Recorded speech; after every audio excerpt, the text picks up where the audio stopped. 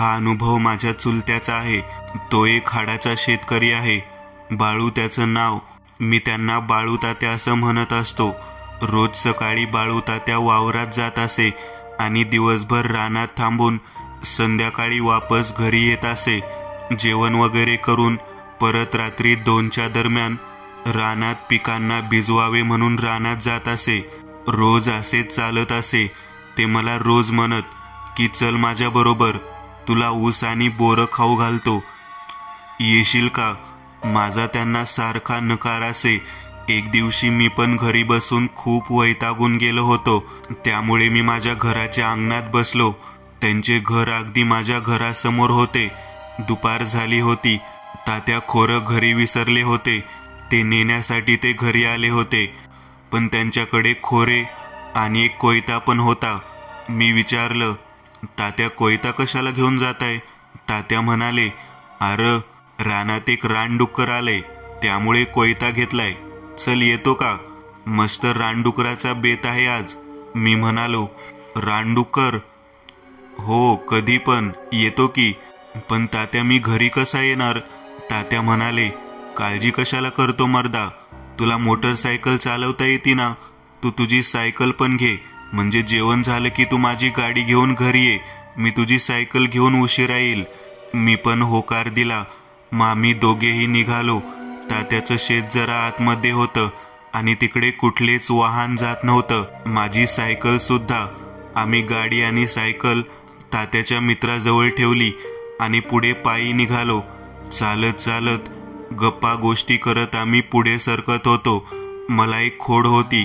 मला भूताच्या गोष्टी ऐकायला खूप मज्जा येत असते. त्यामुळे न राहून मी तात्यांना विचारले. मी म्हणालो, तात्या ऐका ना, तुम्हाला कोणता अनुभव वगैरे आला आहे का? तात्या म्हणाले, कोणता रे? आणि तू का विचारतोय? म्हणजे तुम्ही लहानपणापासून रानात काम करताना कधी असं काही जाणवलं नाही का तुम्हाला? कसलं र बाबा, मला काही समजना बघ. तू कशाबद्दल बोलतोयस? सरळ सरळ बोल. अहो तात्या, भूत वगैरे बघितलं की नाही? त्यावर ते थोडा वेळ शांत झाले. तात्या म्हणाले, चल आपल्याला उशीर झालाय, आधीच नंतर बोलू. असं बोलून त्यांनी विषयांतर केलं आणि पुढे चालू लागले. आम्ही आता त्याच्या शेतात पोहोचलो होतो. 4 वाजले होते. त्यांचे शेत अगदी सुंदर आणि पिकांनी घसघशीत भरलेले होते. त्यांच्या शेतात ऊस, मेथी, हरभरा वगैरे लावलेली होती आणि खूप मोठी विहीर देखील होती. त्यात कासव, मासे, खेकडे आणि पाणी पण एकदम स्वच्छ होते. त्यांनी त्यांची कामे पूर्ण संपवली आणि मला माळावर बसायला सांगितले. तात्या ऊसात कोयता घेऊन शिरले, कारण रानडुक्कर जास्त करून ऊसात असतात. अर्धा तास झाला. खूप मशकट्टीने एक डुक्कर मारून आणलं, कारण ते लवकर मरत नाही आणि त्याला खूप मेहनत घ्यावी लागते. तात्यांनी ते डुक्कर घेऊन माळावर आले. तात्या म्हणाले, लय पळवलं बघ याने. मी म्हटलं जाऊ दे, पण तुझ्यासाठी शेवटी पकडला बघ. चल आता याला भाजून घेऊ आणि मस्त स्वच्छ करून घेऊ.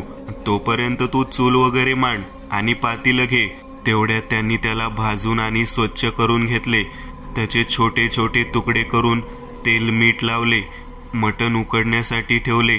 मला हे सगळ्यापेक्षा मी जे विचारले होते त्याचे उत्तर पाहिजे होते. म्हणून मी परत तात्याला विचारलं, तात्या मगाशी तुम्ही सांगतो म्हटलं होतं ना, आता सगळं झालं ना, सांगा ना मग. तात्या थोडे थांबले आणि म्हणाले, बर सांगतो, ऐकायचंय ना तुला? आणि ते सांगू लागले, खूप आधीची गोष्ट आहे. मी तुझ्या एवढा असेन तेव्हा माझ्याकडे मोटरसायकल नव्हती. तुझ्यासारखी सायकल होती. मी सायकल घेऊन यायचो आणि घरी पण तसाच जात असे. एक दिवशी असाच मी सायकल घेऊन सकाळी सकाळी रानात आलो. मस्त कामे केली. दुपारी जेवण केले. बैलांना वैरण टाकली. पण त्या दिवशी बैल जरा वेगळं वागत होती. असे वाटत होते त्यांना कोणीतरी दिसलं आहे आणि ते त्याला हाकलून लावण्यासाठी एवढा औंढा घेत आहेत. नाहीतर माझे बैल एकदम शांत असतात. एवढे बोलून त्यांनी उकड बाहेर काढली आणि मला मटण शिजले का नाही हे बघायला सांगितले. मी एक मटणाचा पीस घेतला आणि खाऊन बघितला. तो चांगला शिजला होता आणि मी होकारार्थी मान हलवली आणि शिजले आहे, फोडणी द्यायची का लगेच, असे तात्याने विचारले. तात्या म्हणाले, बरं, यातून मटणाचे पीस आणि सूप बाहेर काढ, मी आलोच भाकरी घेऊन. फोडणी देऊ आणि लगेच जेवायला बसू. मी होकार दिला आणि दिलेली कामे करू लागलो.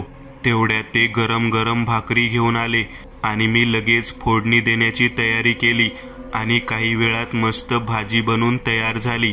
आम्ही पटापट ताट वगैरे घेतले आणि जेवण करायला बसलो. मी म्हणालो, तात्या, मग काय झालं हो बैलानंतर? तात्या म्हणाले, काय र? अरे हो, मी तर विसरलोच केलं का. नंतर मी एवढा बैलाकडे लक्ष नाही दिलं, कारण मला माहीत नव्हतं की मुक्या प्राण्यांना काही गोष्टी लवकर दिसतात. मी बाकी राहिलेली कामे केली आणि हरभऱ्याच्या पिकाला पाणी सोडले आणि असंच एक झाडाखाली बसलो व कधी डोळा लागला मला माहीत पडले नाही. पार मी सांच्याला उठलो आणि बघतो तर काय, पार अंधार पडलेला आणि मोटार तर चालू होती. सगळ्या रानात पाणी झाले होते. मी बोललो, आता बाप्पाला कळलं की आपली हजामत आहे, जाऊ दे, आता आपण काही करू पण शकत नाही.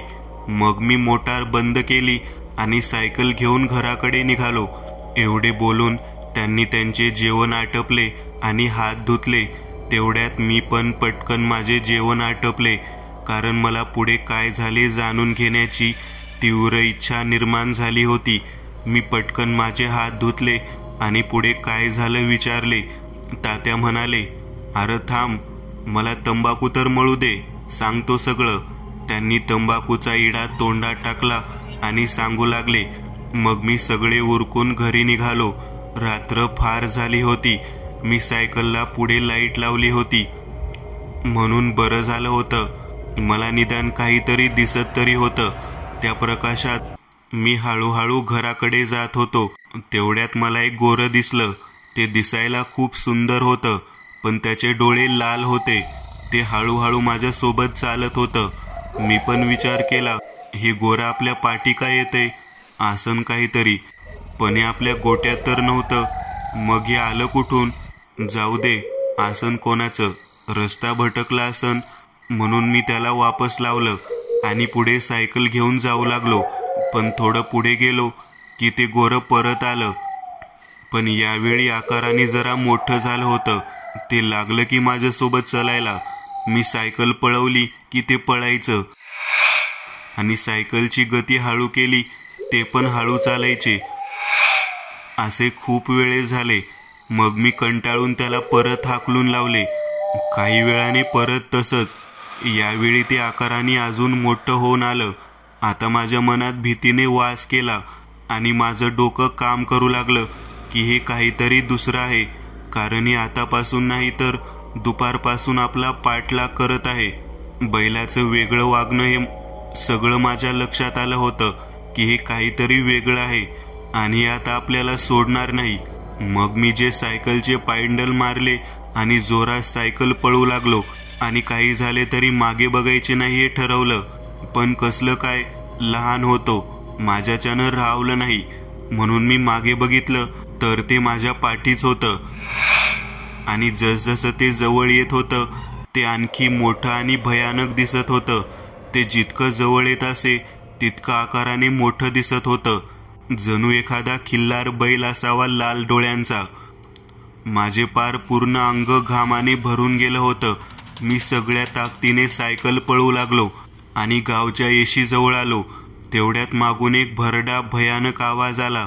सुटलास रे तू, तुझा पाठलाग करत राहणार बाळ्या, थांब. हा आवाज ऐकल्यानंतर माझ्या शरीरात जणू त्राण राहिले नाही. मला वाटले आज माझा शेवट आहे. पण सुदैवाने मी गावात आलो. घरी आलो, घडलेला सगळा प्रकार सांगितला. आईने लगेच माझी नजर काढली आणि देवाऱ्यात ठेवलेलं सैलानी बाबाचा अंगारा लावला. तरी पण मी 2 दिवस आजारी होतो, म्हणून मी तुला आता गाडीवर घेऊन पाठवणार आहे. हे जे माझ्यासोबत झाले ते तुझ्यासोबत नको व्हायला पाहिजे, म्हणून गाडी नीट घेऊन जा. जास्त पळवू नको. तिचे ब्रेक जरा बरोबर नाही आहेत आणि गिअर पण जरा हळू टाकत जा. 2च दिवस झाले गाडीचं काम केलं आहे. एवढे बोलून ते सांगायचे थांबले. मी बोललो, नाही, मी आज रात्री इथंच झोपतो. सकाळ झाली की घरी जाईन. पप्पाला कॉल करून सांगतो. थांबा. एवढे ऐकून तात्या हसू लागले, कारण त्याला कळले होते याची आता फाटली आहे. हा काय घरी जात नाही. बरोबर, झोप इथंच, म्हणून त्यांनी मला पांघरून आणून दिले. हे ऐकून ते जोरजोरात हसू लागले. एवढं घाबरलास होय र? भिवू नको, मी आहे ना, असं बोलून त्यांनी अजून एक गोदड आणलं आणि मला दिलं आणि म्हणाले, झोप आता, सकाळी जा मग. दुसरा अनुभव, पोतराज. हा अनुभव एक माझ्या मित्राने मला सांगितला आहे. पावसाळी दिवस होते. सचिन, रमेश, अविनाश आणि किरण हे 4 मित्र पूर्ण खट्याळ आणि खूप मस्तीखोर मुलं. शाळा बुडवणे, अभ्यास पूर्ण न करणे हे सगळे त्यांचे चाळे असत. असाच एकदा अभ्यास पूर्ण न केल्यामुळे त्यांनी शाळा बुडवली आणि विचार करू लागले. सचिन म्हणाला, आता र, शाळेला तर दांडी मारली, पण आता करायचं काय? अविनाश म्हणाला, अरे बघू काहीतरी, चला रानात जाऊया. किरण म्हणाला, अरे येड्या, माझी तुझी आई रानात पेरणीला गेले आहेत, बघितलं तर कसं करतो, लय मारतील भावा. सगळे हसले. रमेश म्हणाला, अरे पावसाळा हाय, चला डोंगरात जाऊ आणि खेकडे पकडू, मस्त भाजून खाऊ. रमेशचा हा विचार सगळ्यांना पटला आणि सगळ्यांनी होकार दिला. हो जाऊया, कोणाला कळणार पण नाही, मस्त मज्जा पण होईल आणि शाळा सुटेपर्यंत आपण वापस पण येऊ. घरचे पण खुश, आपण पण खुश आणि मास्तरचा पण काही विषय नाही. सचिन म्हणाला, अरे पण हो, डोंगरात जायचं कुठे? खेकडे कुठे भेटतील जास्त आपल्याला? अविनाश म्हणाला, चुलवणीत. चुलवण म्हणजे एक डोंगरातला असा भाग जिथे पाणी जास्त असते, मासे खेकडे जास्त मिळत असे, त्याच्या गावात असं म्हणत असत. रमेश म्हणाला, चुलवणीत? आर काय पागल झाला का लका? तुला माहित आहे तिथं काय आहे, कोण आहे? घरी वापस जायचं आहे का तुला? शांत बस. किरण म्हणाला, काय आहे र चुलवणीत, कोण आहे? अविनाश म्हणाला, पोतराज. 2 मिनिटांसाठी सगळे शांत झाले आणि नंतर सचिन म्हणाला, बघू, जाऊ, जे होईन ते होईन, काय नसतं रे. कोण पोतराज? मला पण बघायचं आहे कोण आहे तो. सचिन त्याच्या सगळ्यात धाडशी मुलगा होता आणि त्याच्या पुढे कोणी जात नसे. त्याने एकदा ठरवले की ते करावे लागत असे आणि सगळ्यांचं ठरलं तसे त्यांनी आपली आपली सामग्री घेतली. कोणी पाणी घेतले तर कोणी आग लावण्यासाठी आगपेटी. हे सगळं घेऊन ते निघाले. हळूहळू करत सगळे डोंगरात पोहोचले. चुलवणीत जायला अजून वेळ होता. हे सगळं ठरवण्यात वेळ झाला होता आणि उशीर पण. त्यांना डोंगरात पोहोचायला दुपार गेली होती. आता जेवणासाठी ते एक ठिकाणी थांबले आणि जेवण करून घेऊ असे त्यांचे ठरले. सचिन म्हणाला, अरे रम्या, हा पोतराज नेमका आहे तरी कोण आणि लोक त्याला एवढं का घाबरतात? रमेश म्हणाला, अरे त्यो आमच्या गावात पोतराज होता. त्यो गावात त्याचा जो पण कार्यक्रम करत होता, पण तो जरा वेगळा होता रे. त्याला काळी जादू आणि भानामतीची विद्या प्राप्त करायची होती. त्यासाठी तो रात्री खूप उशिरा चुलवणीत एक पिंपळाच्या झाडाखाली जाऊन घुबडाची राख लावून बसत होता. पण काही केले त्याला ती विद्या येत नव्हती. मग त्याने छोट्या मुलाची नरबळी देण्याचे ठरवले. मग एका दिवशी त्याने एक मुलगा त्या ठिकाणी घेऊन गेला आणि त्या विधीला सुरुवात केली. पण त्या ठिकाणी गावकरी आले आणि त्या पोतराजाला मारून टाकले. पण असं बोलतात की तो अजून तिथे आहे आणि लहान मुलांना तिथल्या पाण्यात बुडवून मारून टाकतो. सचिन म्हणाला, थोडा चेष्टा करत, असं का? बरं बघू मग, आधी तुलाच त्याच्या हातात देऊ. सगळे हसू लागले. एवढं बोलून सगळ्यांनी जेवण केले आणि पुन्हा त्या ठिकाणी जायला निघाले. तोपर्यंत दिवस खूप निघून गेला होता. शेवटी ते लोक त्या ठिकाणी पोहोचले आणि थोडं थांबले, कारण ते दृश्य खूप भयान होतं. असामान्य शांतता, फक्त पाण्याचा आवाज आणि ते उंच आणि भयान डेरा असलेलं पिंपळाचं झाड. हे सगळं बघून सर्वजण थोडा वेळ शांत झाले. सचिन म्हणाला, अरे आपण आलोय कशासाठी ते बघा. बाकीकडे लक्ष देऊ नका पोरांनो, खेकडे बघा. अविनाश म्हणाला. हो चल रे रम्या, तू खाल्ल्याकडे जा. किरण्या तू वरच्या बाजूला जा, बघ काय मिळतंय का ते. सच्चा, मी आणि आव्या आम्ही इथं बघतो काय ते. असं बोलून सगळेजण वेगवेगळे झाले. किरण वरच्या बाजूला गेला होता. त्याने त्याचे काम सुरू केले. हळुवारपणे दगड उचलत होता आणि खेकडे पकडत होता. असं करत करत तो खूप लांबपर्यंत गेला होता. घनदाट झाडीमध्ये खेकडे बघत होता. सोबत तो कमरेपर्यंत पाण्यात देखील होता. खूप सारे खेकडे पकडून झाले होते. एक लास्ट म्हणून त्याने पाण्यात बुडी घेतली आणि तेवढ्यात कोणीतरी त्याला पाण्यात पकडून ठेवले. असे झाले तो अडकला होता. त्याला हालचाल करता येत नव्हती. थोडा वेळ तो तसाच धडपडत होता आणि तो थोड्या वेळाने तो अचानक बाहेर आला. किरण म्हणाला, कोण आहे? अरे कोण आहे? कोण मला पाण्यात धरला होता? पूर्ण घाबरून तिकडे खालच्या बाजूला रमेश पण भटकत भटकत खूप लांबपर्यंत गेला होता. त्याच्या बाजूला एवढे पाणी नव्हते, तरी पण कुठे जास्त तर कुठे कमी पाणी होते. खेकडे बघत बघत त्याचा पाय एके ठिकाणी फसला आणि फसून बसला. काही केलं तरी बाहेर निघत नव्हता. जसे कोणीतरी पाण्यातून त्याचा पाय पकडून ठेवला असावा. थोडा वेळ धडपड करत शेवटी त्याचा पाय बाहेर आला. रमेश म्हणाला, सुटलो बाबा एकदाचा. विचित्रच आहे जरा. असे विधान करून तो वापस निघाला आणि बाकीच्याकडे पोहोचला. तिकडे किरण पण त्याची थैली पूर्ण भरून खेकडे घेऊन आला होता आणि रमेशने पण खूप सारे खेकडे जमा केले होते. तसेच या तिघांनी पण बरेच खेकडे जमा केले होते. सचिन म्हणाला, खूप सारे खेकडे जमा झाले आहेत. आता यांना मस्त स्वच्छ करू आणि मस्त भाजून यांचा आस्वाद घेऊ. काय म्हणता गड्यांनो? होय होय सगळे म्हणाले आणि त्यांनी आग लावली. आता दिवस सगळं संपत आला होता आणि हळूहळू संध्याकाळ होत होती.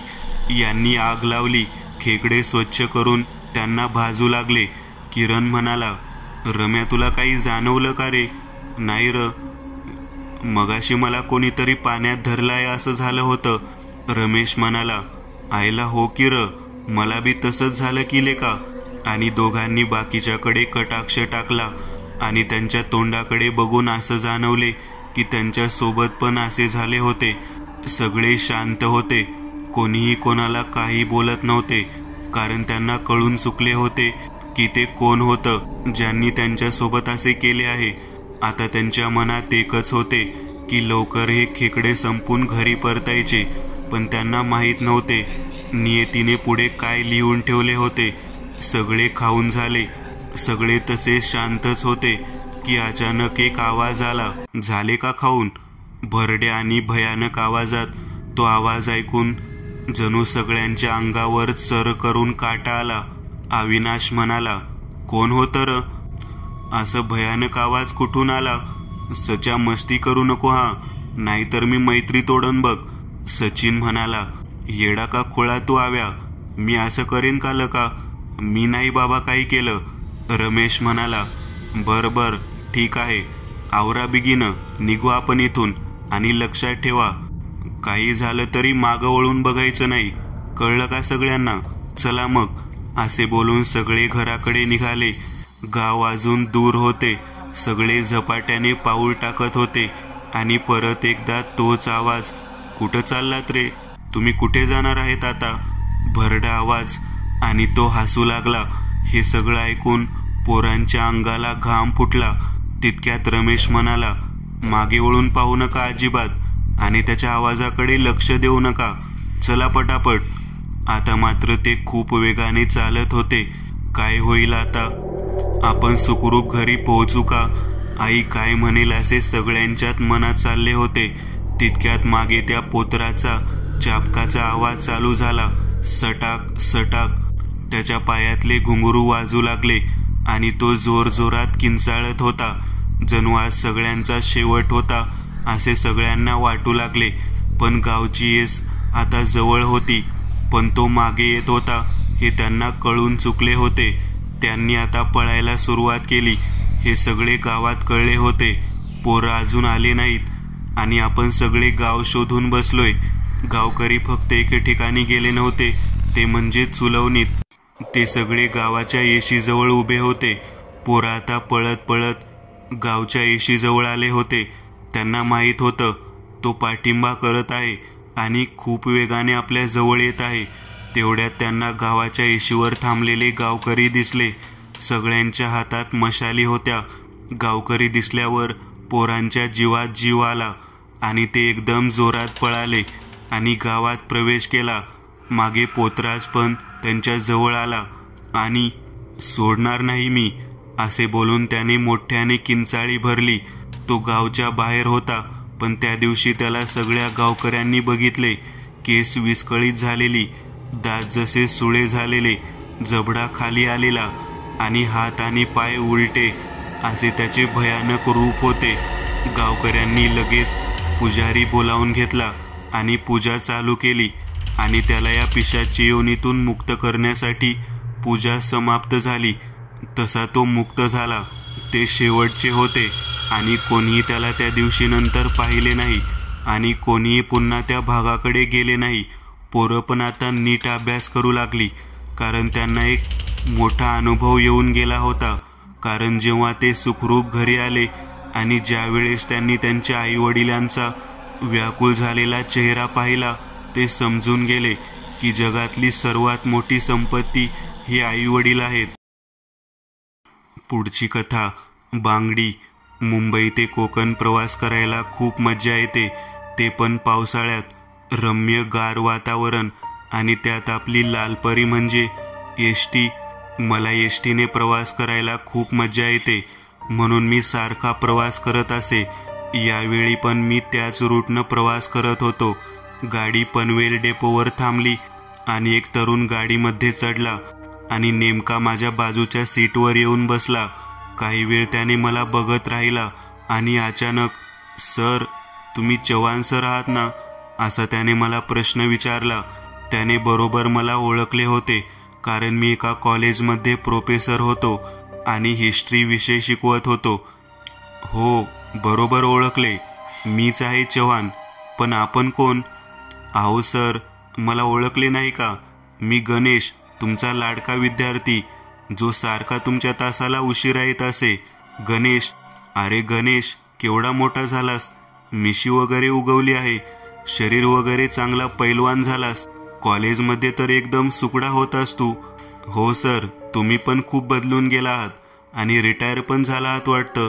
कळलं मला असं. हो रे, झालो रिटायर. बरं ते जाऊ दे, काय करतोय सध्या आणि इकडे कुठे निघालास? मी एक लेखक आहे आणि सावंतवाडीकडे निघालो आहे. वा, मी तसं सावंतवाडीकडे निघालो आहे, जाऊ सोबत? मग त्याने पण होकार दिला आणि आमच्या गप्पांचा आणि जुन्या आठवणीमध्ये प्रवास सुरू झाला. गाडी आता सुसाट धावू लागली, मजल दर मजल करत पुढे सरकू लागली. हवेत आता थंडावा आला होता आणि आमच्या गप्पा गोष्टी रमल्या होत्या. थोडा वेळ झाल्यावर गाडी एका धाब्यावर जेवणासाठी थांबली. कंडक्टर म्हणाला, गाडी जेवणासाठी 20 मिनिट थांबेल. कोणाला जेवण वगैरे काही करून द्यायचे असेल तर करून घ्या, पुन्हा गाडी थांबणार नाही. गणेश म्हणाला, सर चला, थोडे पाय हलके करून घेऊ आणि थोडे जेवण करून घेऊ. हो चल. आम्ही गाडीच्या खाली उतरलो. ड्रायव्हर अशा ठिकाणी गाडी उभी केली होती जिथे सगळीकडे झाडी झुडपी आणि त्यात एकच ढाबा आणि त्या धाब्यावर बाथरूमची पण सोय नव्हती. आम्ही दोघे एक झुडपाकडे लघवी करायला गेलो. लघवी करून झाल्यावर गणेशचे लक्ष एका ठिकाणी गेलं. तिथे खूप साऱ्या बांगड्या होत्या. त्याला ते जरा विचित्र वाटलं, म्हणून त्याने मला विचारले. माझे लक्ष दुसरीकडे होते. गणेश म्हणाला, सर, अहो सर. हां, काय रे, काय झालं? बघा ना त्या झुडपात, काय आहे तिथे, काय आहे त्या झुडपात? हे बघण्यासाठी मी तिथे गेलो आणि ते बघितल्यानंतर मी 2 मिनिट शांत झालो आणि त्याला म्हणालो, चल जेवण करून घेऊ, गाडी निघायचा वेळ झाला आहे. असे म्हणून मी तो विषय टाळला, पण त्याला कळून चुकले मी विषय टाळत आहे. विद्यार्थीच तो माझा. मला तो चांगलं ओळखून होता, तरीही तो काही बोलला नाही. आणि आम्ही जेवण करायला गेलो. जेवण करत असतानाही मी जरा शांतच होतो हे त्याला कळून चुकले.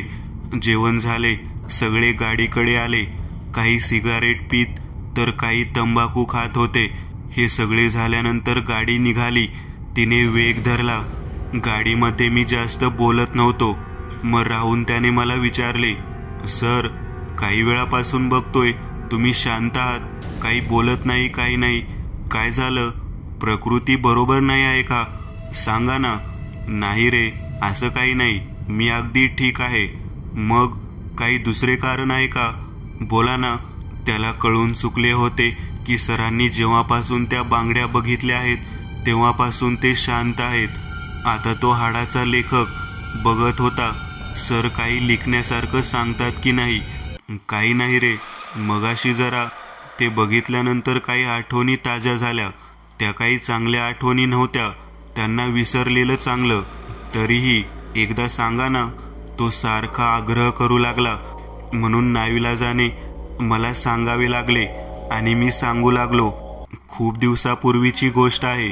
मी तेव्हा लहान होतो, शाळेत असेल, एवढं काय आठवत नाही. तरी पण शाळेत असेल मी, पण अगदी खट्याळ आणि खोडील होतो. एका जागी बसून राहणे मला आवडत नसे. एक दिवशी मी माझ्या मित्रांसोबत घेऊन खाडीला गेलो.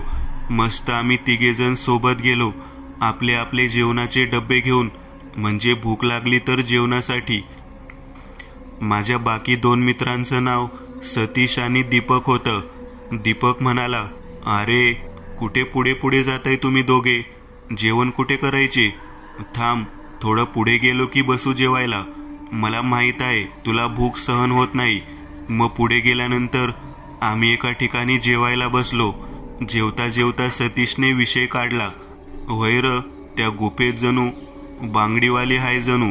कोण म्हणतात की ती पहिला बांगड्या विकत होती आणि एके दिवशी 2-3 तिला इथं आणून तिला मारून टाकले. तेव्हापासून ती इथंच आहे जणू. म्हणतात की गुफेजवळ बांगड्यांचा आवाज येतो. दीपक म्हणाला, अरे कामून जेवणाची चव घालवतोयस, जेव की गप आणि आम्हाला बी जेव दे. दीपक जरा आमच्यात भित्रा होता, पण मला हा विषय जरा आणखी जाणून घ्यावा असे झाले. म्हणून मी सतीशला म्हटले, जेवण झाले की आपण त्या गुफेत जाऊयात. काय बोलतो सतीश? सतीश म्हणाला, अरे पण तिथं कोण जात नाही आणि गडी माणूस तर अजिबात नाही. ती जणू गडी माणूस तिथं गेला की त्याला काहीतरी इजा करते, नाहीतर जीव तरी घेते. असं का? आता तर मी नक्कीच जाणार. तुम्ही येणार की नाही ते सांगा. सतीश म्हणाला, आता दोस्ती म्हटल्यावर येणार की लका. चल जाऊया, बघू. जिथं उजडलं तिथं उजडलं, जाऊ आपण. आम्ही पटापट आमचे जेवण उरकले आणि त्या गुफेकडे निघालो. गुफेकडे आल्यानंतर मी त्या गुफेचे निरीक्षण केले. ती गुफा फारच विचित्र आणि भीती घालणारी दिसत होती. आम्ही अखेर गुफेमध्ये शिरलो. मध्ये एकदम काळोख होता.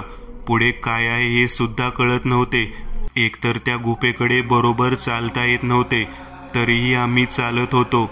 मध्येच अचानक वटवाघुळांनी भरलेला एक थवा आमच्यापासून जात असे.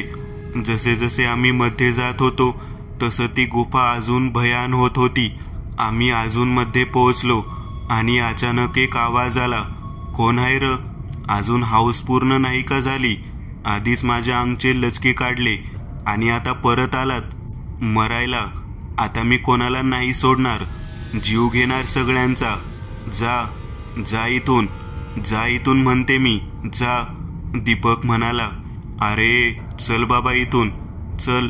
मला काय बरोबर वाटत नाही बाबा. चले सत्या इथून, चल. थांब रे, काय नाही होत, थांब. आम्ही थोडे पुढे जाणार की आम्हाला भयानक बांगड्यांचा आवाज येऊ लागला आणि त्या आवाजात ती अचानक सगळ्यांच्या समोर आली. तिचे रूप अगदी कुरूप आणि भयानक होते. तिचे पाय सगळे जसे दगडाने ठेचले असावे, हात पण अगदी तसेच. आणि तिचे तोंड असे होते की कोणीतरी एक मोठा दगड तिच्या तोफांवर मारला असावा. तिचे ते रूप बघून आम्ही तिघेही खूप घाबरलो होतो. काय करावे काही सुचत नव्हते, पण आता काही पर्याय पण नव्हता. मी कसा तरी औंढा गिळत तिला विचारले, काय झालं होतं तुझ्यासोबत? ती म्हणाली, त्यांनी मारलं मला. त्या दिवशी मी या वाटेवरून माझी घरी निघाले होते. मी खुश होते कारण मी एक कंपनीमध्ये इंटरव्ह्यूसाठी गेले होते आणि माझी निवड झाली होती. माझ्या घरची परिस्थिती एवढी बरी नव्हती. मला नोकरी हवी होती आणि ती मला लागली. त्यामुळे ही चांगली बातमी सांगण्यासाठी मी घरी चालले होते. तेवढ्यात या लोकांनी मला वाटेत छेडले, पण मी त्यांना काही प्रतिसाद दिला नाही. पुढे चालत राहिले, पण ते यावर थांबले नाही. ते माझा पाठलाग करू लागले. त्यामुळे मी धावत धावत या गुफेजवळ आली. पण माझं नशीब फुटकं. त्यांनी मला बघितले. सगळ्यांनी मला या गुफेत आणले आणि माझ्यासोबत जबरदस्ती केली. माझं शोषण केलं आणि नंतर मला दगडाने ठेचून मारले आणि फरार झाले. पण मी त्यांना सोडले नाही. प्रत्येकाला याच गुफेत आणले आणि ठार केले. मला वाटले आता मला मुक्ती मिळेल, पण तसे झाले नाही. पण लोकांनी इथे येऊन तांत्रिक क्रिया करू लागले आणि मला त्रास देऊ लागले. म्हणून मी इथे जो येईल त्याला मृत्यू देऊ लागले. तेव्हापासून मी या गुफेत भटकत आहे. तुम्ही लहान मुलं आहेत म्हणून मी काही केले नाही. तुमच्या जागी कोणी दुसरा असता तर मारून टाकले असतं त्याला. आम्ही घाबरलो होतो. ती म्हणाली, घाबरू नका, मला फक्त मुक्ती हवी आहे. इथंच कुठेतरी माझं पार्थिव आहे. त्याला फक्त अग्नी द्या, मग मी मुक्त होईल. एवढं करा माझ्यासाठी. आम्ही शोधाशोध सुरू केली आणि काही वेळानंतर मला ते पार्थिव शरीर मिळाले. आम्ही त्याला पूर्ण विधीसोबत अग्नी दिली व तिला यातून मुक्त केले. तेव्हापासून मी बांगड्या बघितल्या की मला तो प्रसंग आठवतो. एवढे बोलून मी शांत झालो आणि तोपर्यंत सावंतवाडी देखील आली होती. तो मला म्हणाला की मला एक चांगली कथा मिळाली आहे. मी नक्की यावर काम करेन सर. नंतर भेटूया, असं म्हणून तो त्याच्या घरी निघून गेला.